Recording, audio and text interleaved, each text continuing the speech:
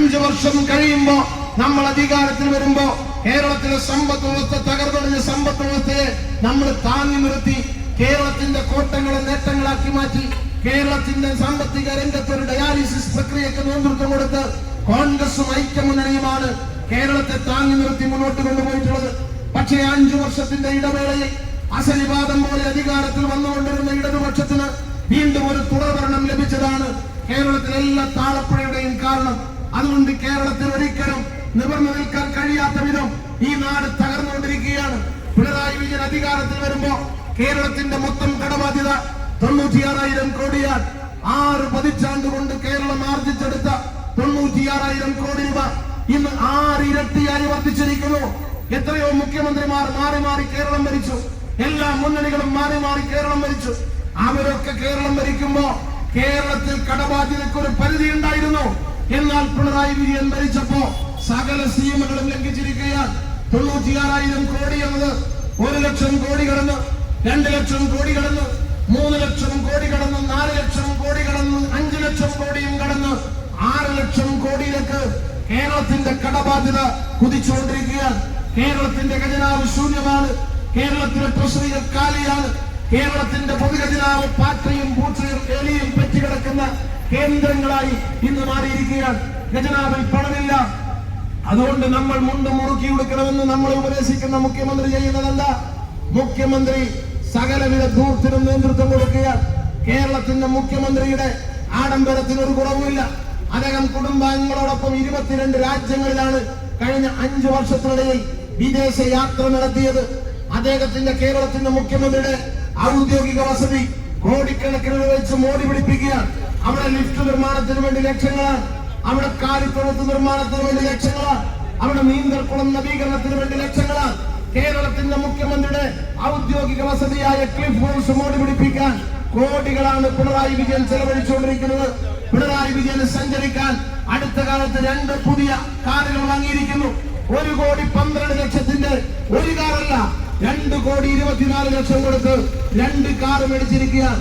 കേരളത്തിന്റെ മുഖ്യമന്ത്രിക്ക് ഒന്ന് ഓഫീസിൽ നിന്നും വീട്ടിൽ നിന്നും പുറത്തിറങ്ങണമെങ്കിൽ 11 ഇന്നോവ കാറിന്റെ അകമ്പടി വേണം. 30 പോലീസ് ജീപ്പുകൾ വേണം. 300 പോലീസുകാരുടെ അകമ്പടി വേണം. ആംബുലൻസ് വേണം. ഫയർഫോഴ്സ് സംവിധാനത്തിന്റെ എല്ലാ സന്നാഹങ്ങളോടും കൂടിയാണ് കേരളത്തിന്റെ മുഖ്യമന്ത്രി റോട്ടിലിറങ്ങി സഞ്ചരിക്കുന്നത്. അദ്ദേഹത്തിന് തോന്നുമ്പോൾ ആകാശത്തുകൂടെ പറക്കാൻ ഒരു ഹെലികോപ്റ്റർ വാടകയ്ക്ക് എടുത്തിട്ടിരിക്കുകയാണ്. ഈ നാട്ടിൽ വലിയ പ്രളയ ദുരന്തം ഉണ്ടായപ്പോ ലോകം മുഴുവനുള്ള മലയാളികൾ മനസ്സാക്ഷികൾ ദുരിതാശ്വാസ നിധിയിലേക്ക് പണം കൊടുത്തു. ആ ദുരിതാശ്വാസ നിധിയിലെ പണം ഉപയോഗിച്ച് പിണറായി വിജയൻ ഹെലികോപ്റ്റർ വാങ്ങി വാടകയ്ക്ക് എടുത്തിട്ടിരിക്കുകയാണ്.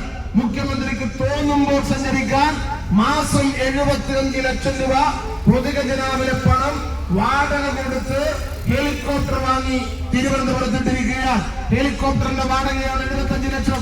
മുഖ്യമന്ത്രിക്ക് ഒന്ന് പുറത്തിറങ്ങണമെങ്കിൽ 11 ഇന്നോവക്കാരന്റെ അകമ്പടി. അങ്ങനെ ദൂർത്തും ദുർവയവുമായി മുന്നോട്ട് പോയാൽ മുഖ്യമന്ത്രിയുടെ ഇടവും വലവും ഇരിക്കുന്നത് 8 ഉപദേഷ്ടാക്കന്മാരാണ്. അവർക്ക് ലക്ഷക്കണക്കിന് രൂപ ശമ്പളമാണ്. ഈ 8 പൊട്ടും തിരിയാത്ത 8 ഉപദേഷ്ടാക്കന്മാരെ ഇടവും വലവും ഇരുത്തി ഭരണം നടത്തുന്ന പിണറായി വിജയൻ അവരുടെ പേഴ്സണൽ സ്റ്റാഫിന് വാരിക്കോരി ആനുകൂല്യങ്ങൾ നൽകുകയാണ്. കേരളത്തിന്റെ സ്ഥിതി എന്താ? കേരളം വലിയ സാമ്പത്തിക പ്രതിസന്ധിയിലാണ്. 5 വർഷം പൂർത്തിയാകുമ്പോ ഈ ഗവൺമെന്റിന്റെ നേട്ടങ്ങൾ പറയാൻ പരസ്യം കൊടുക്കുന്നത് 14 കോടി രൂപയ്ക്കാണ്. 4 വർഷം പിണറായി വിജയൻ പൂർത്തിയാക്കിയപ്പോ പിണറായി വിജയൻ ഈ കേരളത്തിൽ മുഴുവൻ 4ാം വാർഷികം ആഘോഷിക്കുന്നതിന് വേണ്ടി കോടിക്കണക്കിന് രൂപയാണ് ചെലവഴിച്ചത്. പിണറായി വിജയന്റെ ഫേസ്ബുക്ക് അക്കൗണ്ടിന്റെ മാനേജ് ചെയ്യുന്ന അഡ്മിന്മാർക്ക് 80 ലക്ഷം രൂപയാണ് ഒരു വർഷം പൊതുഖജനാവിൽ നിന്ന് എടുത്തു കൊടുക്കുന്നത്. PR വർക്കിന് പണമുണ്ട്. പാവപ്പെട്ട ജീവനക്കാർക്ക് ആനുകൂല്യം കൊടുക്കാൻ പണമില്ല എന്ന് പറയുന്ന ഒരു സമീപനം കേരളത്തിന്റെ മുഖ്യമന്ത്രി സ്വീകരിച്ചുകൊണ്ടിരിക്കുകയാണ്.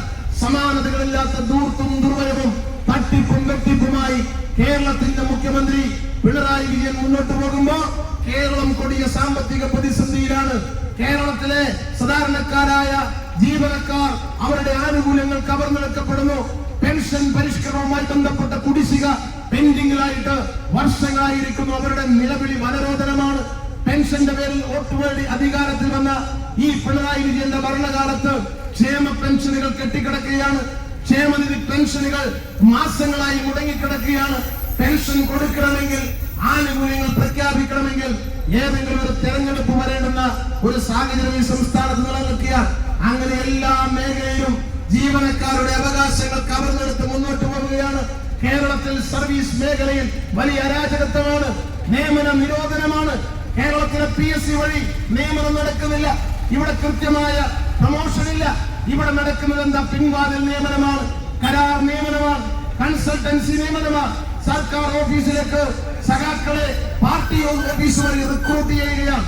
സഖാക്കളും അവരുടെ സിൽബന്ധികളും സർക്കാർ സർവീസിലേക്ക് പിൻവാതിൽ വഴി കയറി വരുന്ന ഒരു സാഹചര്യം. കേരളത്തിൽ മെറിറ്റുള്ള വിദ്യാർത്ഥികൾ പഠിക്ക് പുറത്താണ്. കേരളത്തിലെ PSCയെയും എംപ്ലോയ്മെന്റ് എക്സ്ചേഞ്ചിനെയും നോക്കുകുത്തിയാക്കി ഇവിടെ പിൻവാതിൽ നിയമനം നടക്കുകയാണ്. അങ്ങനെ സർക്കാർ സർവീസിൽ വലിയ അരാജകത്വം കൊടികുത്തി വാഴുന്ന ഒരു സന്ദർഭത്തിൽ ഈ ഗവൺമെന്റിനെ പഠിക്ക് പുറത്താക്കിയാൽ മാത്രമേ കേരളത്തിന് രക്ഷയുള്ളൂ എന്ന് ഈ നാട്ടിലെ ജനങ്ങൾ തിരിച്ചറിഞ്ഞിരിക്കുന്നു എന്നതിന്റെ ഏറ്റവും വലിയ തെളിവാണ് കഴിഞ്ഞ തദ്ദേശ തെരഞ്ഞെടുപ്പിൽ നമ്മൾ കണ്ടത്. ഇനി